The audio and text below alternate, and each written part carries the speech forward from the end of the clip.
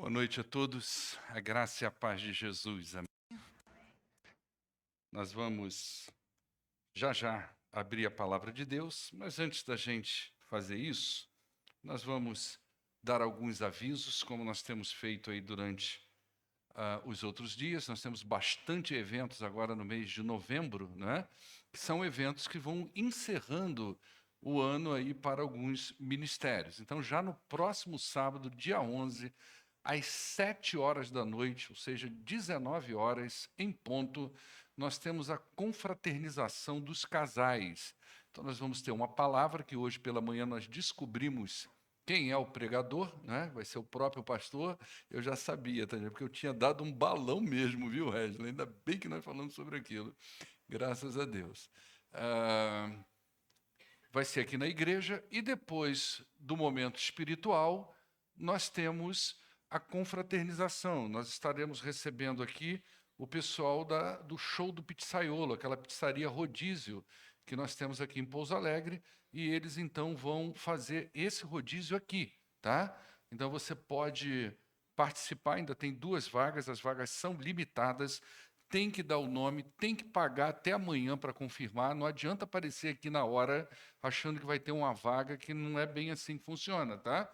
Nós precisamos passar para eles direitinho a quantidade e os valores que foram pagos, para aí sim eles vir até aqui com tudo certinho, tá bom? Então, querendo participar, só procurar o irmão Wesley ou a irmã Emília e tratar aí qualquer dúvida com eles, tá bom? Nós temos também aí o encontro, também outra confraternização. Isso significa que no final de novembro nós ganharemos 10 quilos a mais, amém, irmãos? Né? Não sei se vai ser pizza também ou se vai ser churrasco, né? Mas nós temos a confraternização da terceira idade, ok? Então vai ser na casa da irmã Vanilce, às 19 horas. Você que é desse grupo, se não sabe onde é, a Vanilce e o Zé Antônio hoje estão ali na introdução, podem informar, ok? É lá próximo à Câmara Municipal, aqui de Pouso Alegre. Temos mais. No dia 18, também nós temos a confraternização da MCM, às 19 horas, não, às 15 horas, das 15 às 18 horas, ok? Vai estar aqui conosco a Fabiane Mendes, escritora do livro que durante 8 meses as mulheres em pequenos grupos estudaram, né? Então ela vai estar aqui, autora do livro, ensinando sobre todo esse material. Depois da palavra da autora, da Fabiane, também vai ter uma confraternização. Então nós vamos estar recebendo aqui também um buffet. O custo é de R$ 70 e você também ainda pode participar. Amém? Tem mais, querido? Tem. Natal está chegando e glória a Deus porque você tem uma mesa abençoada. Glória a Deus porque você vai ter um Natal abençoado. E nós queremos fazer do Natal de outras pessoas que talvez não tenham as condições necessárias para ter uma boa cesta, uma boa mesa de Natal. Então, está aqui a nossa cesta de Natal, igualzinha foi no ano passado, ela custa em torno de R$ 130. Se você quiser participar, você pode ajudar. É só quando você for fazer a sua doação, você pegar os próprios envelopes aí da igreja e colocar lá cesta de Natal, ok? Então o pessoal da tesouraria já sabe que esse valor é para compra de cesta de Natal, tá bom? Você pode contribuir com uma cesta, com meia cesta, com 2 cestas, com 10% de uma cesta, com 15 cestas, amém ou não, irmãos? Com 10 cestas, você pode contribuir com a quantidade que que Deus colocar no seu coração. Bacana? Carnaval. É bom que quando chegar novembro, gente, metade disso aí não vai ter mais, vai ficar só o carnaval, tá? Carnaval, nós temos aí também. Hoje a minha esposa puxou minha orelha, esse monte de anúncio no meio do culto vai botar o povo doido. R$ 250 você tem direito aos 4 dias, ok? Com todas as refeições, palestras e tudo que o sítio oferece lá, piscina, quadra, campo de futebol, enfim, todo o aparato que você já conhece. Você pode pagar esse valor em até 3 vezes se você começar a pagar em novembro, tá ok?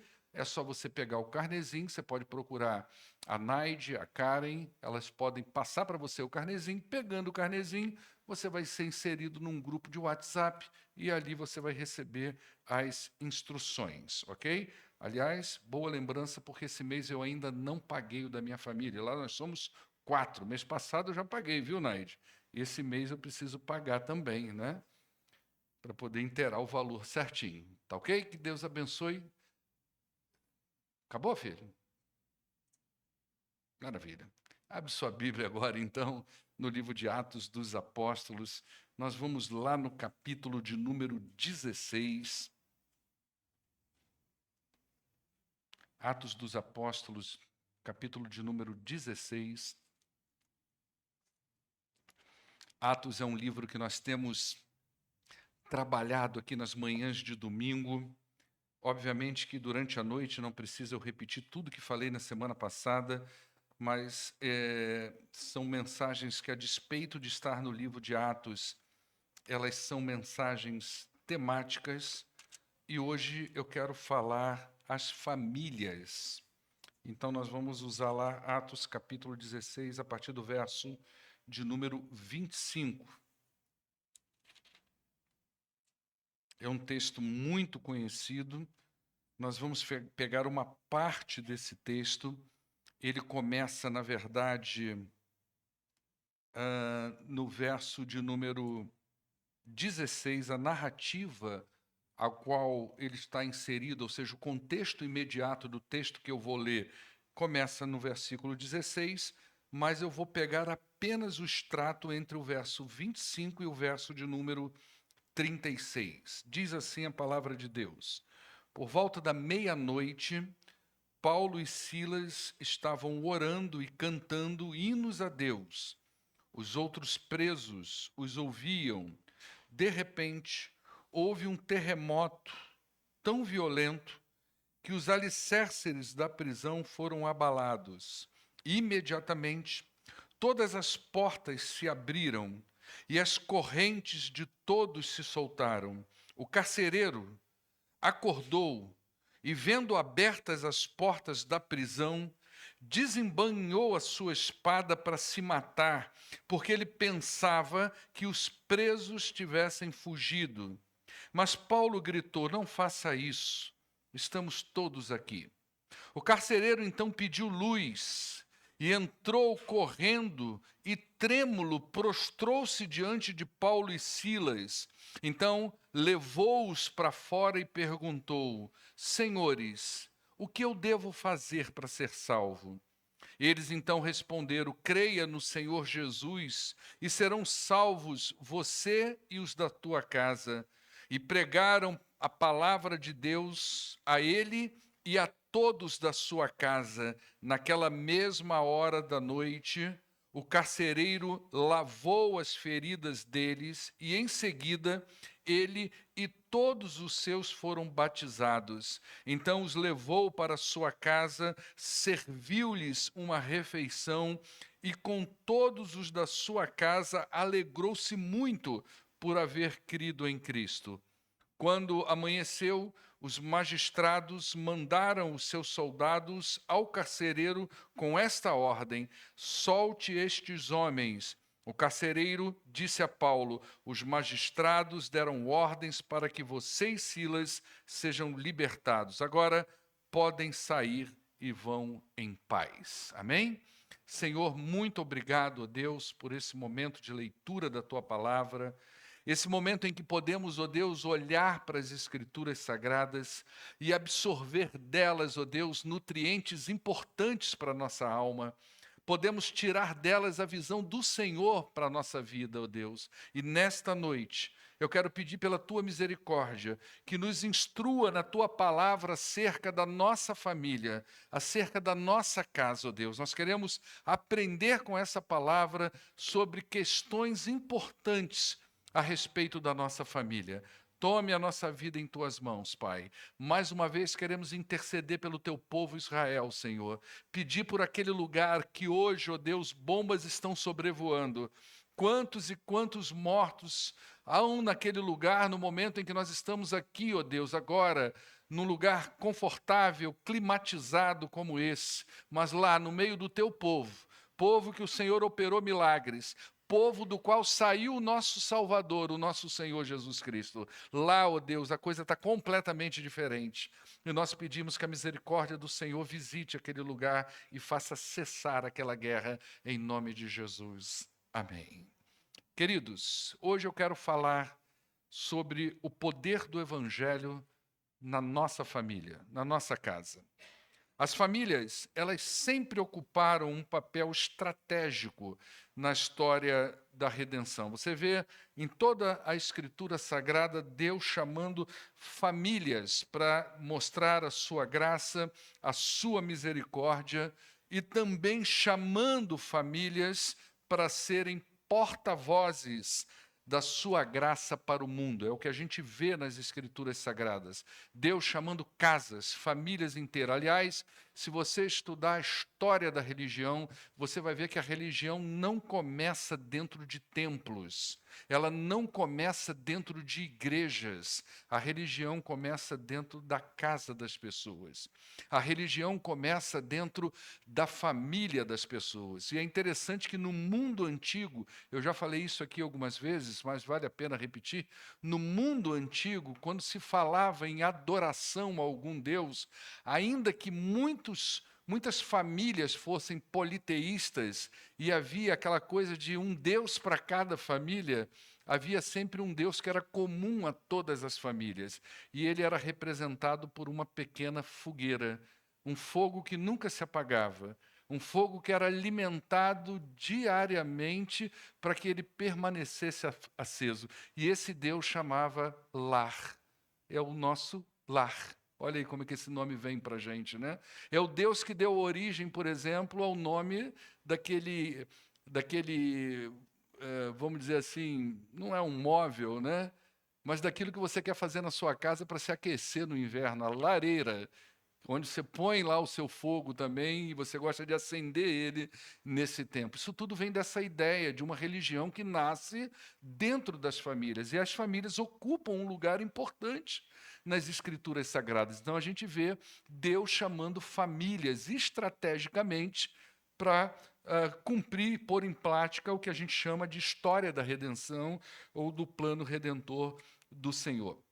Então as famílias são tão chamadas para demonstração da graça e da misericórdia de Deus, como essas famílias também são tão chamadas para serem mediadoras, porta-vozes dessa graça de Deus para o mundo. Assim foi com a família de Noé, assim foi com a família de Abraão, foi com a família de Isaac, foi com a família de Jacó e com tantas outras famílias que nós podemos encontrar nas Escrituras Sagradas. Então, o Evangelho do Senhor Jesus é uma mensagem de salvação para as famílias. É claro que Deus se interessa por indivíduos, mas muitos desses indivíduos que isoladamente creem na mensagem do Evangelho, a expectativa de Deus é que essa mensagem seja levada para dentro de suas casas, para o meio de suas famílias, e que lá chegando alcance o coração da família com a mensagem da salvação.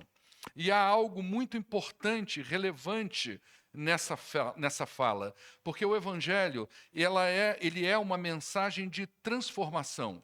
O Evangelho é uma mensagem de salvação, uma mensagem de restauração. O Evangelho não está limitado a uma mensagem de bem-estar familiar. Não é o propósito do Evangelho simplesmente criar bem-estar na sua casa. O Evangelho não é um plano de contenção de problemas relacionados a cônjuges infiéis ou violentos ou a filhos rebeldes. Não é essa a finalidade central do Evangelho. O Evangelho não é uma fórmula organizadora para famílias disfuncionais. Então, às vezes, a gente fala assim, vamos pregar o Evangelho ali naquela casa que vai tudo se arrumar. Aquele filho rebelde vai ficar gente boa, aquele marido infiel ou aquela esposa infiel vão se reconciliar, aquela família que está disfuncional vai se organizar, porque nós vamos levar o Evangelho naquela casa. Presta atenção, embora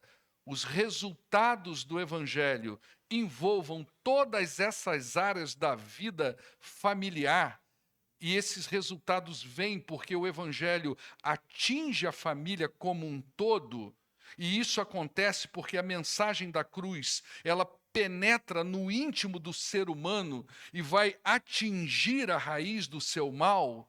Isso então vai trazer esses resultados, ou seja, o equilíbrio familiar, a estrutura familiar, obviamente que ela será afetada, mas a finalidade do evangelho, quando entra na casa da gente, é transformar a vida das pessoas. É tratar da alma das pessoas, é tratar da eternidade das pessoas. Por isso que o evangelho ele não é um plano para famílias disfuncionais, ele é um plano de salvação para remir a alma das pessoas que estão naquele núcleo familiar. Esse é o ponto que o evangelho entra. Então, todas as outras coisas boas que acontecem numa família, quando o evangelho chega, é porque tratou da raiz do problema. O pecado, tratou da alma da pessoa, tratou da eternidade da pessoa, levou transformação para a vida daquela pessoa. Então, o evangelho transforma pessoas, e em transformando pessoas, o evangelho transforma também o ambiente em que essas pessoas vivem. Por isso que o resultado, sim, do evangelho é o tratamento do filho rebelde, é o tratamento da família disfuncional, é o tratamento da estrutura familiar, mas ele entra para tratar primeiro da alma, e os resultados, então, vai, de certa forma, influenciando todo o ambiente. E eu gostaria de abordar aqui nesta noite algumas questões sobre famílias, baseado nesse texto, de forma muito temática, que nós lemos aqui nesta noite. Eu quero falar sobre o estado espiritual de muitas famílias. Eu quero falar aqui nessa noite sobre a entrada e a expansão do evangelho dentro da família. Eu quero falar sobre o papel dos crentes em alcançar outras famílias. E a gente vai fazer isso de uma forma bem diluída. Nesse momento da narrativa do livro de Atos, você conhece a história, se você conhece, muita gente conhece isso aqui. Nesse momento, Paulo e Silas estavam enfrentando algumas dificuldades. Eles haviam chegado com muito entusiasmo na Macedônia, na região da Macedônia. Se você não conhece a história, Paulo tinha a intenção, ele está num projeto missionário, e ele chega numa cidade portuária chamada Troade, ele vai passar a noite nessa cidade. Se você olhar no mapa, Troade tem apenas um mar e logo vem a entrada da Macedônia. E Paulo pensa, bom, eu vou para Bitínia, que eu quero pregar o evangelho lá. Mas naquela noite em que Paulo está ali, naquela estalagem, naquela pousada, naquele hotel, a Bíblia diz que ele recebe a visita de uma forma visionária de um homem chamado o Homem da Macedônia. Ficou conhecido para a gente como o Homem da Macedônia. E nessa visão, esse homem diz, passa pela Macedônia. Paulo entendeu, então, que fosse uma mensagem do Espírito Santo do Senhor, dizendo para ele, não vá para Bitínia, vá para a Macedônia. E Paulo, então, pega ali uma embarcação, vai para a região da Macedônia, e a primeira cidade que Paulo vai entrar na região da Macedônia é a cidade de Filipo. Filipo é uma colônia romana. Muitos soldados romanos foram para aquela região, lutaram naquela região da Macedônia, conquistaram cidades gregas naquela região, e ali em Filipo eles montaram uma colônia. Então, Filipo não é uma província de Roma, é uma colônia de Roma. Isso significa dizer que todo cidadão que nasce em Filipo, ele não é necessariamente um filipenses, mas ele recebe uma cidadania romana. E estando ali, eles vivem como os romanos, falam a língua de Roma, a cultura de Roma, o modo de vida de Roma está todo impregnado na cidade de Filipe. E é nessa cidade, então, que Paulo vai chegar. É a primeira cidade da Macedônia, chamada Filipos, e ele vai ali pregar o evangelho. Quando ele chega nesse lugar, ele vai orar, e ele escolhe um lugar da cidade para ele orar. E quando ele chega nesse lugar, ele vê uma roda de mulheres. E Paulo se aproxima dessa roda de mulheres com a intenção de pregar o evangelho. Essa era a visão de Paulo. Paulo, aonde ele chegava, a primeira coisa que ele quer fazer é, eu quero orar e pregar a palavra de Deus. Eu vim aqui para isso. Eu não vim aqui necessariamente tirar férias em Filipos. Eu não vim aqui conhecer a cultura da cidade filipense. Eu vim aqui para pregar o evangelho nessa cidade. Eu vim aqui para começar uma igreja nessa cidade. Então, quando Paulo vê essas mulheres, ele se aproxima, ele prega o evangelho, e uma mulher chamada Lídia, comerciante, vendedora, e você sabe que uma pessoa que é comerciante, que tem o dom de venda, é uma pessoa comunicativa, conhece muita gente, consegue entrar em muitos lugares, tem muitos contatos, e essa mulher aceita o evangelho. E o que ela faz? Ela leva o evangelho para sua casa. E todos da sua casa aceitam a Jesus como Senhor e Salvador. Paulo fica muito entusiasmado com isso. Paulo fica muito feliz com isso. Uma mulher testemunhou da sua fé na casa dela, e o texto diz, está no verso 15 aí do capítulo que nós lemos, o texto diz que todos da casa de Lídia foram batizados, né? Logo depois, Paulo, entusiasmado com esse primeiro contato, imagina, primeiro contato na cidade, e você tem um resultado desse. E é a partir dessa mulher, Lídia, da conversão dela, que nasce a igreja que nós conhecemos na Bíblia como a igreja de Filipos, que é essa carta que você tem escrita aos filipenses, né? Então ela leva para casa, e Paulo, muito empolgado, ele começa então a pregar para outras pessoas. E quando ele sai ali durante o dia na cidade, provavelmente ele pensou, chamou Silas e falou: Silas, vamos dar uma volta aqui nessa cidade, e dando uma volta nós vamos pregar o evangelho, não é? E ele primeiro vai orar. É um costume do apóstolo Paulo.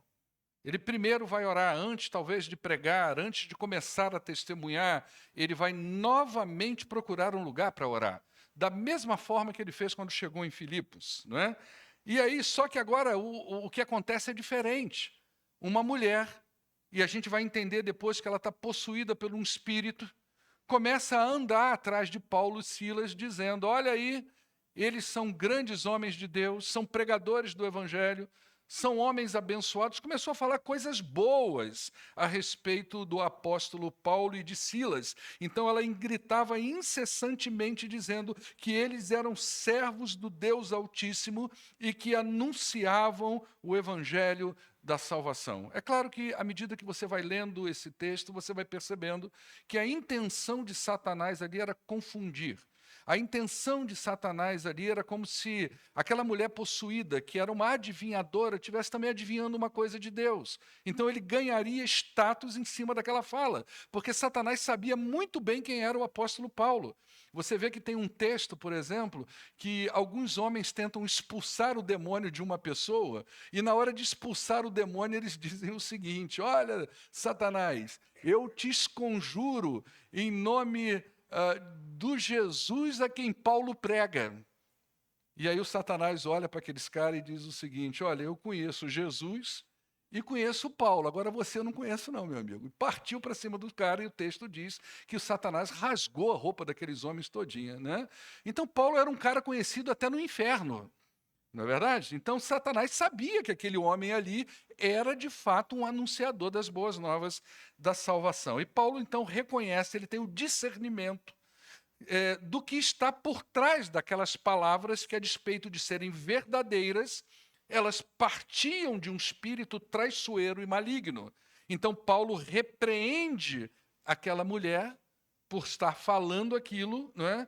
E essa atitude de Paulo de repreender aquela mulher, que era usada por uma pessoa para ganhar dinheiro, essa moça fazia adivinhações e um cafetão espiritual ganhava o dinheiro. Não sei se o nome é esse, tá, gente? Mas um cafetão é o único nome que surgiu aqui agora, tá? Um cafetão espiritual ganhava dinheiro em cima da adivinhação daquela mulher. E quando Paulo desmascara aquilo e repreende aquele espírito maligno naquela moça, ou seja, ele liberta aquela moça, os lucros daquele homem cessaram. Então foi um alvoroço na cidade. O dinheiro está acima até da própria libertação. O ganho de uma pessoa está acima da própria liberdade que Cristo quer dar para ela. Por isso que às vezes é tão difícil você falar do evangelho para algumas pessoas. Porque todas as pessoas que estão fora de Cristo, elas têm ganhos. Se não for financeiro, tem outros nomes esses ganhos. Eu me lembro de uma história, também já contei aqui, não tem muitas histórias, tá, gente? de um conhecido, e a gente ia para a faculdade todos os dias juntos. Ele fazia direito, eu fazia psicologia, nós estudávamos na mesma faculdade. Ele vinha de uma cidade, era um comerciante próspero, passava na minha cidade, me dava carona e nós íamos juntos. E ele sempre brincava comigo dizendo: pastor, tudo que eu queria era passar para a sua igreja. Eu só não passo porque lá não pode beber. Ele dizia isso para mim. E eu dizia para ele: amigo, ele até abriu uma cervejaria. E eu falei: amigo, lá na igreja, que não é minha, né, mas na igreja que eu sou pastor, as pessoas não vão para lá por adesão. Ninguém passa para a igreja. As pessoas que estão lá chegam lá por conversão. É um processo diferente, completamente diferente. Lamentavelmente, ele morreu nessa época agora da Covid, né? Lamentável. Então, qual que era o ganho desse homem? Era o prazer daquilo que ele gostava de fazer. E mesmo você oferecendo Cristo para a pessoa e dizendo ela vai libertar você disso, quando a pessoa percebe que Cristo vai libertar ela do pecado que ela gosta tanto, ela pensa duas vezes. Eu já conheci pessoas que, a despeito de quererem aceitar um convite de um domingo à noite para estar num lugar como esse, recusavam o convite porque estavam tão apegadas ao seu pecado que sabia que ao entrar aqui num ambiente como esse, corria o risco de ser encontrado por Jesus e ser liberto daquele pecado. Então, às vezes o ganho que as pessoas têm são colocados acima do que Cristo pode realmente fazer pela vida delas. Então isso aconteceu ali, não é?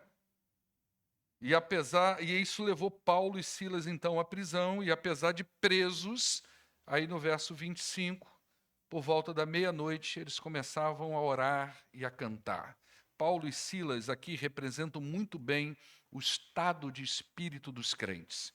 Crentes sabem que vão passar algumas dificuldades quando pregarem o evangelho. Eles sabem disso. Crentes sabem que Satanás vai criar obstáculos para que eles não continuem, a sua missão de proclamar a Cristo. Satanás sempre vai tentar prender os crentes. Isso é fato. E Paulo aqui está representando o estado de espírito de um crente consciente disso. Que o caminho nem sempre vai estar tão aberto como ele pensa. Tão plainado como ele pensa. Em alguns lugares, as prisões serão semelhantes à de Paulo e Silas.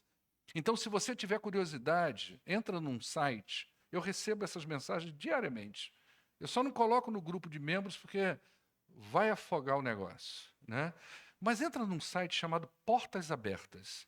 E você vai ver a situação de famílias crentes em vários países que são hostis ao evangelho. Você vai ficar escandalizado. Quase todo dia é uma prisão.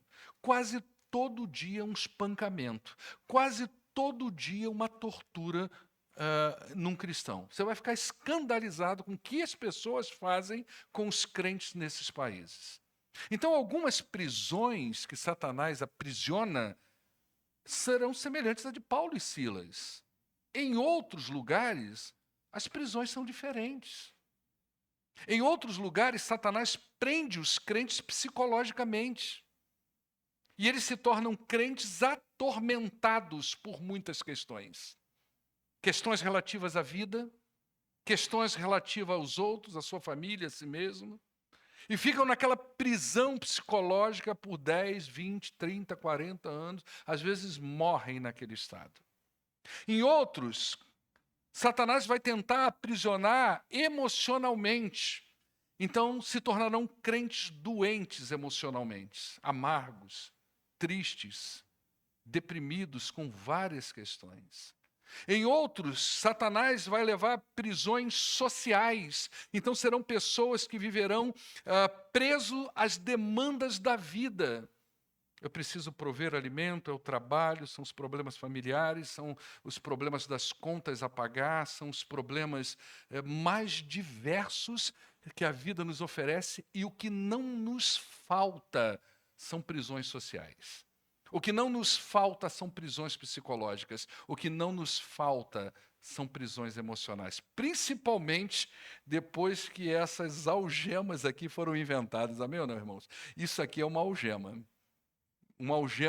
invisível, né? Que se a gente não conseguir, não souber usar isso com sabedoria, isso é nada mais, nada menos do que uma prisão. Você já deve ter observado, você que dirige aqui em Pouso Alegre, uma cidade pequena, quantas pessoas você quase atropelou porque passou na sua frente algemado assim pelo pescoço.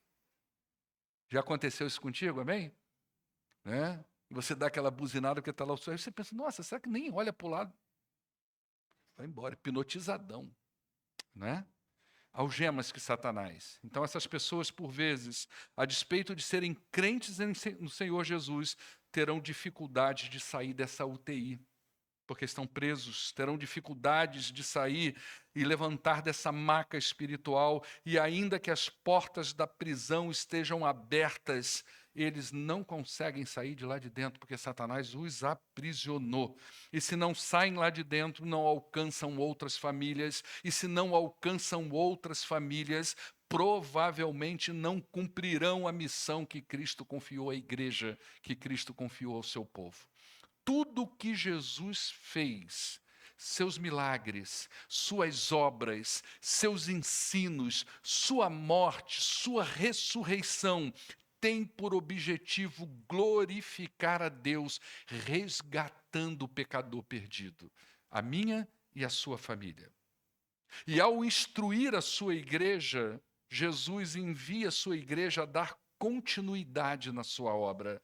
Os crentes, então, são, portanto, a igreja de Cristo e responsáveis pela continuidade dessa missão do Senhor Jesus. E é isso que Paulo está fazendo aqui em Filipos. E o texto diz, então, que no momento que houve aquele abalo sísmico, as portas das celas se abriram e o carcereiro acordou do seu sono e entrou em desespero. O que é que eu vou fazer agora? E ele pega a sua espada e ele pensa, eu vou me matar. Presta atenção. É na família desse carcereiro que o evangelho vai entrar agora. Primeiro ele entrou na família da Lídia, de uma forma muito tranquila. E agora, de uma forma traumática, ele vai entrar na família desse carcereiro. E ele, esse carcereiro, por incrível que pareça, ele representa o estado espiritual de muitas famílias onde o evangelho de Jesus precisa chegar. Famílias que estão em estado de sono espiritual, dormindo.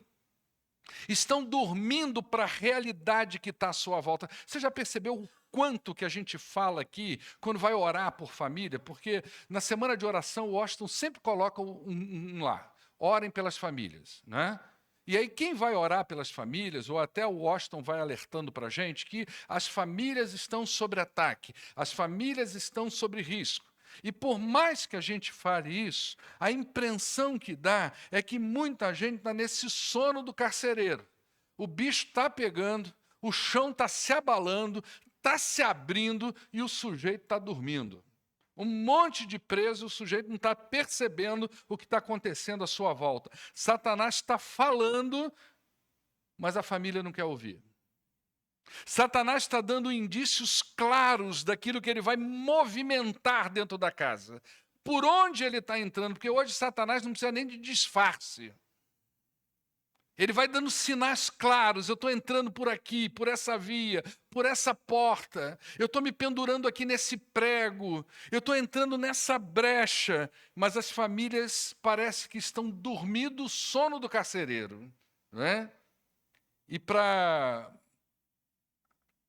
Satanás vai falando e as pessoas não vão se situando, estão dormindo na realidade. Satanás está falando o que as pessoas querem ouvir e elas vão sendo embaladas na música dele e vão dormindo. Quem tem discernimento espiritual ouve, mas sabe o que está por trás, que foi o caso do apóstolo Paulo aqui.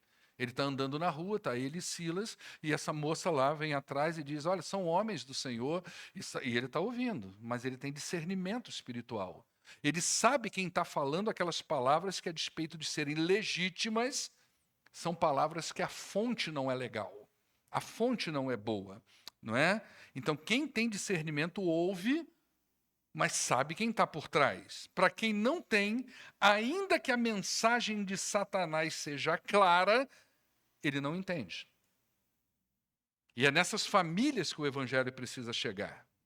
Por mais que seja clara a entrada de Satanás nos relacionamentos familiares, ou as portas que ele está usando para entrar na estrutura familiar sejam bem aparentes, o sujeito não percebe aqueles sinais. E quando o estrago está formado, a resposta pode ser duas. Ou a apatia ou o desespero, que foi o caso do carcereiro. Ele poderia ficar apático, estatalado, ou ele poderia tomar uma atitude desesperada, e o texto diz que a resposta dele imediata ao desespero foi a tentativa de suicídio. Então ele mete a mão na espada e diz: eu vou me matar. O texto diz que ele desembainhou a sua espada para se matar. Essa é a atitude máxima que representa o desespero e a desesperança diante da tragédia. Eu não quero mais isso. Eu quero me esquecer disso. Eu quero fugir disso. Mas, como diz aí no verso 28, Paulo gritou: não faça isso. Essa foi a atitude de Paulo. Quando ele viu aquele homem com a espada na mão, apontando para si ou para o seu pescoço, eu não sei como é que ele, qual o movimento que ele fez, a reação imediata do apóstolo Paulo é: não faça isso. Essa é a voz da intervenção, a voz da esperança. A voz de Paulo deve ser a voz da intervenção e da esperança da igreja para essas famílias. Não faça isso. Há esperança para você. Há esperança para essas famílias que hoje sofrem porque Satanás um dia entrou por uma porta. E a minha voz, como crente em Cristo Jesus, e a sua voz, crente em Cristo Jesus, salvo pela cruz, é a voz da intervenção para essas famílias. Por isso que a igreja ela precisa cumprir a sua missão.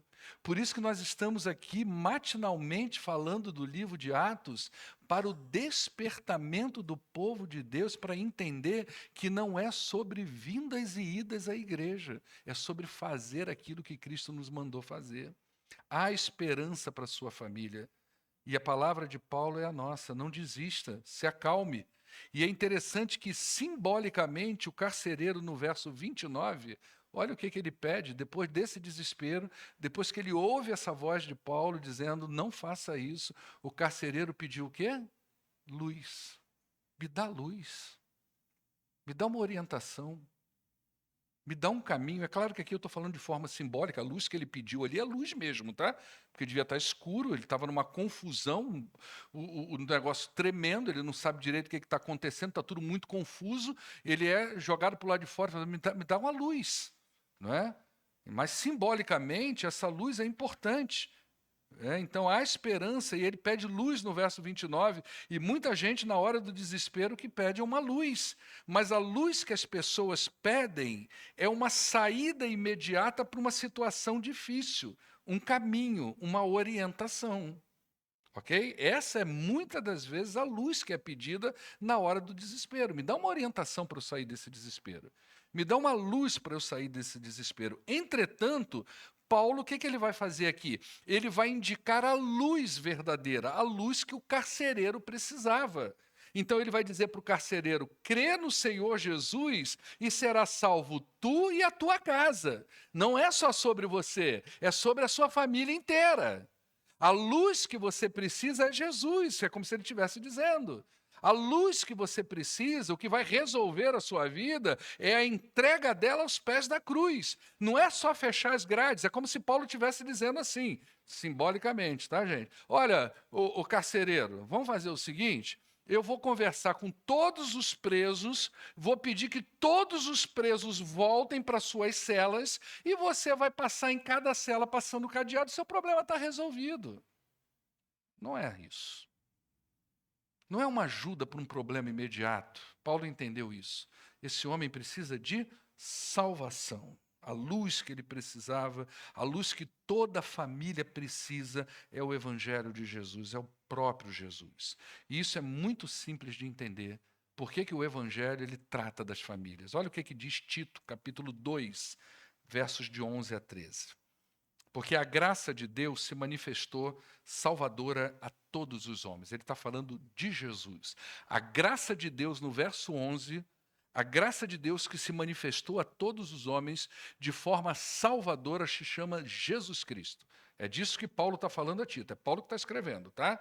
E aí no verso 12 ele diz, essa graça nos ensina a renunciar à impiedade, renunciar às paixões mundanas e a viver de maneira sensata, justa e piedosa nessa era presente, enquanto nós aguardamos a bendita esperança, a gloriosa manifestação do nosso grande Deus e Salvador Jesus Cristo.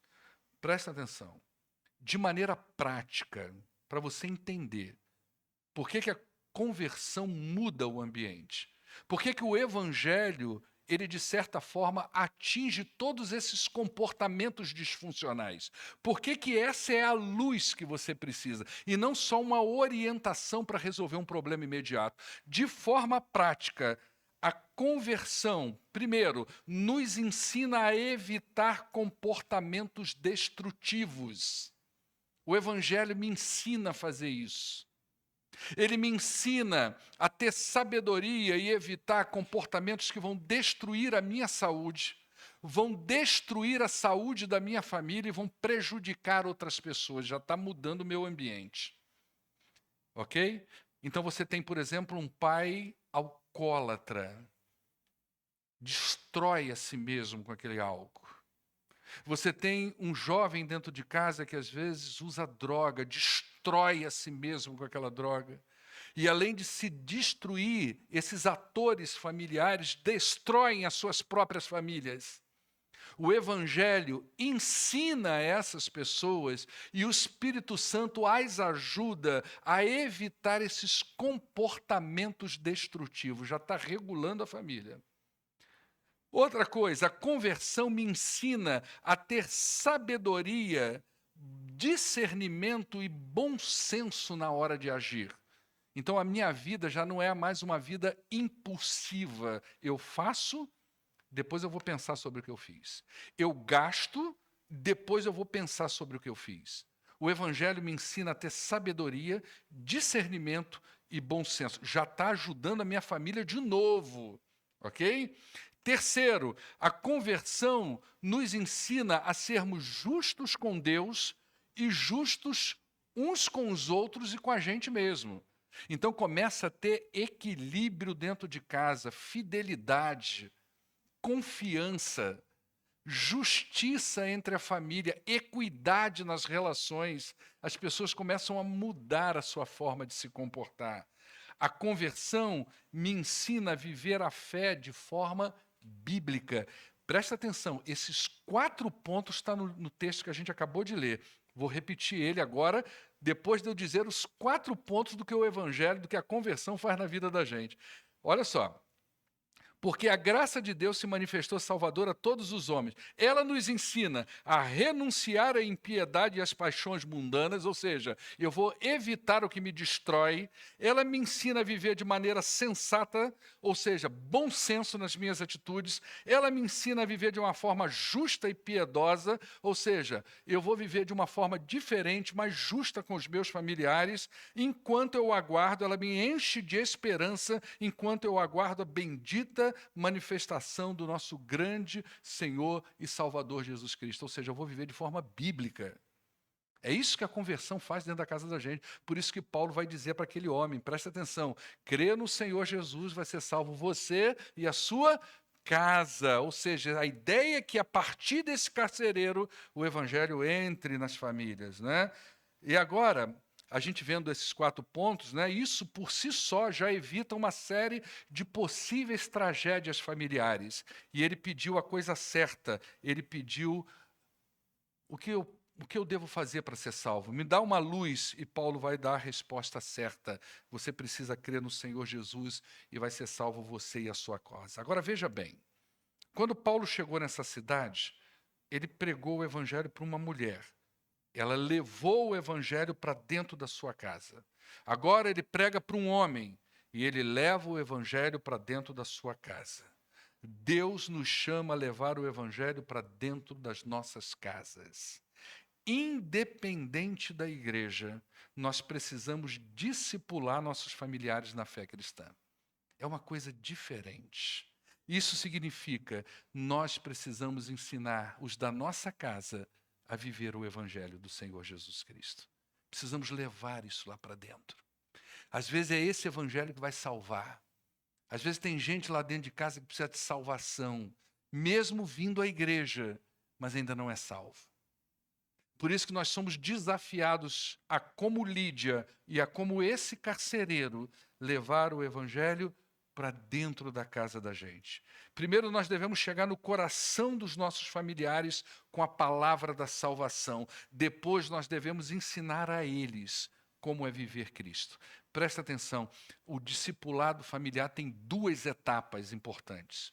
Uma delas é a evangelização.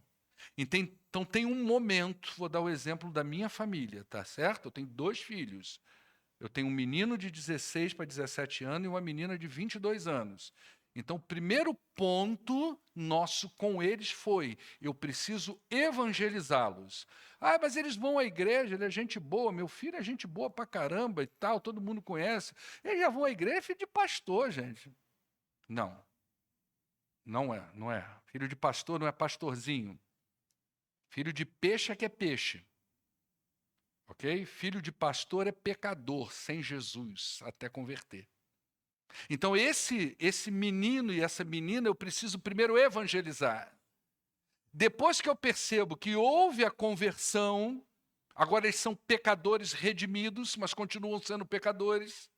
Agora eu preciso ensiná-los a viver esse Jesus que eles aceitaram como Salvador. São 2 etapas do discipulado familiar. Primeiro a gente chega no coração, depois a gente ensina como viver em Cristo Jesus. É por isso que a nossa igreja, gente, presta atenção, nós compramos exemplares que eu vou distribuir para vocês, mas não é hoje, tá? A gente vai fazer isso num domingo de manhã, depois que eu pregar uma outra mensagem para a família.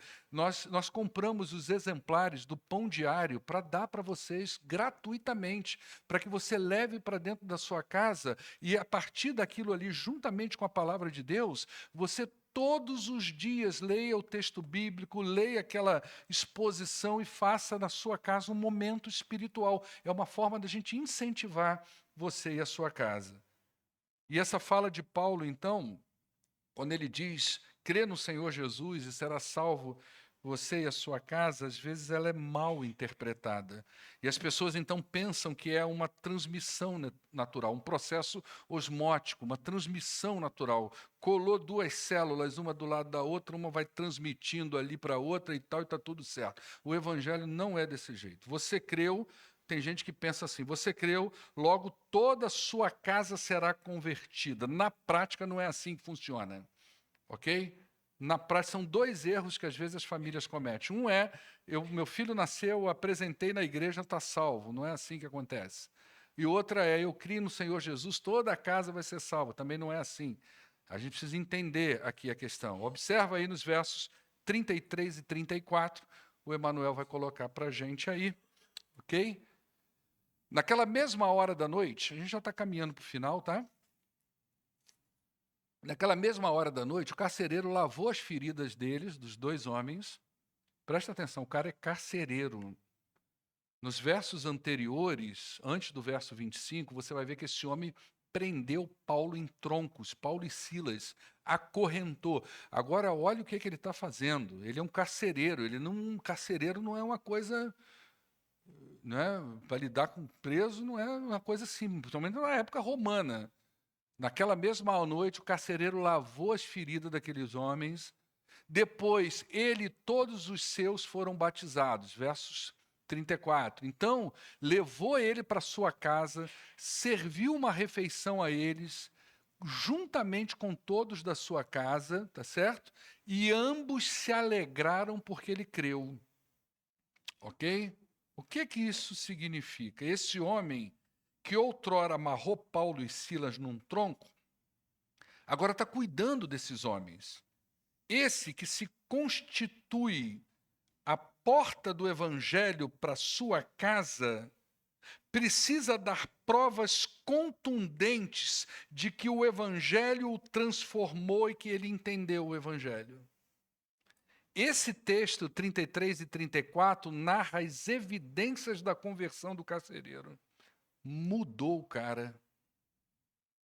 Devia ser um cara bruto. Devia ser um cara que chegava em casa cheio de autoridade, está acostumado a lidar com bandido. Devia ser um cara pouco dócil. Devia ser um cara truculento. Mas agora mudou. O cara está limpando ferida de preso. O cara está levando o preso para a casa dele. O cara está servindo comida para o preso. O cara está se alegrando com os presos, sabe nem que resultado vai dar aquilo ali.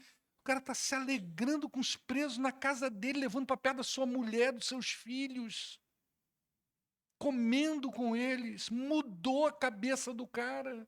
Ele está mostrando para a família dele: olhem para mim, alguma coisa mudou na minha vida, eu fui transformado pela mensagem do Evangelho. E quando isso acontece, ele vai ser uma pessoa diferente, ele vai mostrar que sua visão de mundo mudou, ele vai assumir a responsabilidade de testemunhar e ensinar o Evangelho aos seus parentes. Ele agora tomou uma postura diferente dentro da sua casa. E nesse sentido, a palavra de Paulo se cumpre e Deus honra a sua promessa de restauração da família. Crê no Senhor Jesus e vai ser salvo você e a sua casa, porque a expectativa é que você leve essa transformação que houve primeiro em você para dentro da sua casa. Por isso a promessa de Deus, aí sim, ela se cumpre em nós. Como é que a gente conclui esse texto, né? Uma mensagem para as famílias.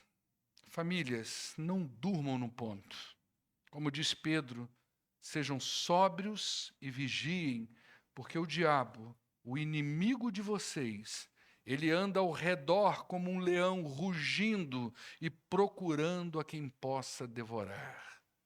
Eu costumo dizer que se você pensar no inferno como uma empresa bem estruturada, ok? Satanás está lá, é o presidente da empresa. De boa, a empresa está progredindo, está crescendo. E ele tem todo dia reunião com a diabada toda. Qual que é a missão do dia? Duas estão sempre lá. Não tem aquela coisa de missão, visão e valores? Lá também no inferno tem. E duas estão sempre lá. Uma delas é assim: temos que afastar o homem do evangelho.